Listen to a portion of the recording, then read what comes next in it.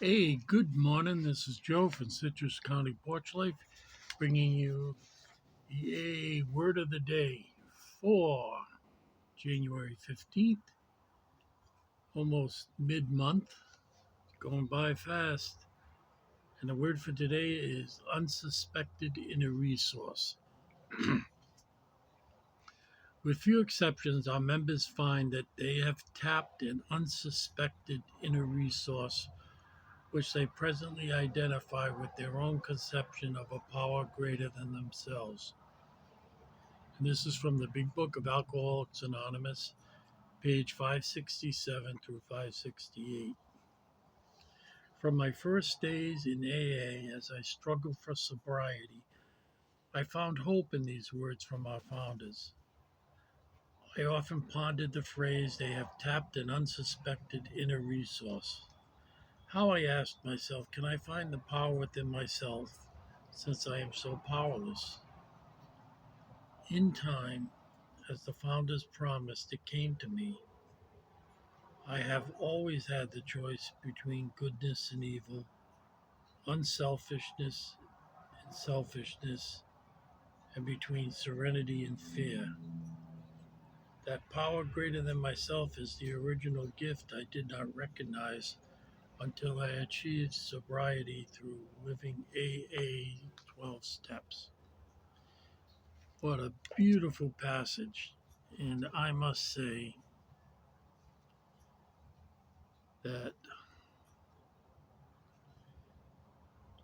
I picked up on these kind of dichotomies or oxymorons in my early sobriety. And I kept sober.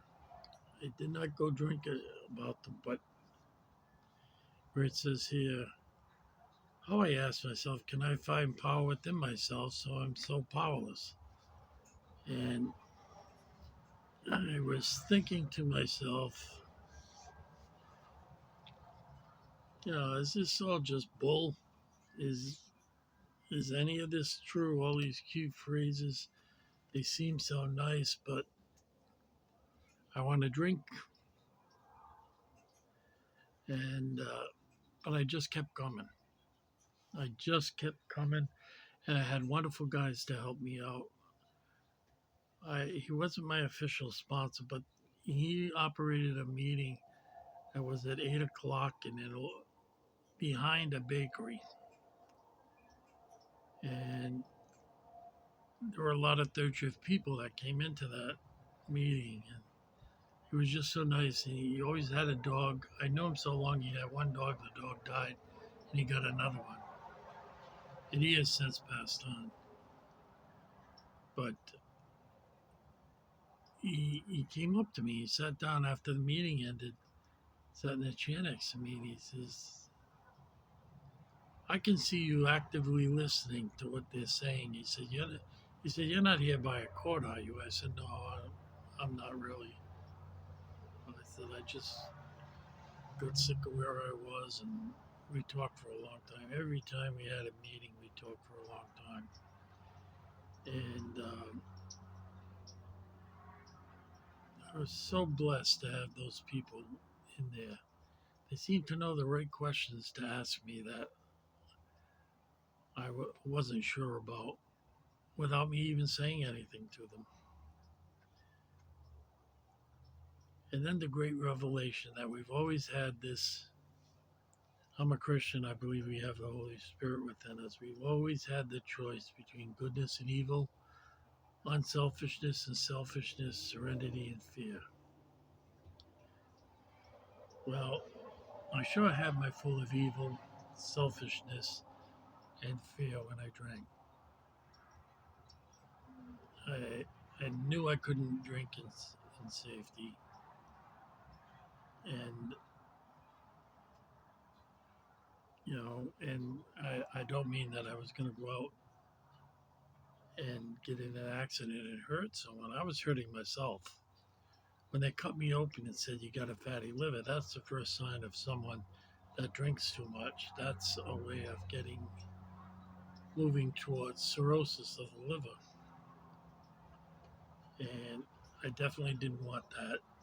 But on the first time someone said it to me, it didn't register. I didn't listen to them.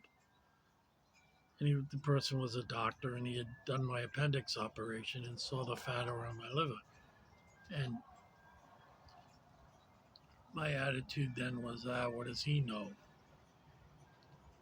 And I'm so sorry I acted like that, but I can't get into the poor me's. I can't focus on the past. I have to live in the present and be grateful for what I have now. And I'm very grateful for what I have now. I'm able to join the human race as a productive human being. So that's the great revelation, that we had this power all the time and never used it because we focused on drink. And I certainly did. When I think of going to the liquor stores, going to different liquor stores, making sure that I didn't go to one too much, filling up the back of my car, wondering whether the garbage man was, what he would think of all the beer cans I had. Then when I redid some of the apartments I own, filling those refrigerator boxes all up, and they hold several thousand cans of beer, and it was about 15 minutes a can for me. I could put them away. So for an hour, or a drink for 6 hours, I'd go through a case. Back then, the cases were 24 cans. So I drank to get drunk. I never drank just for the taste of liquor. I didn't like it that much, but it got the job done.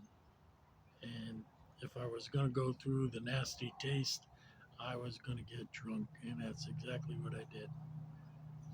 So God bless you all. Talk to you tomorrow. Have a safe and sober day.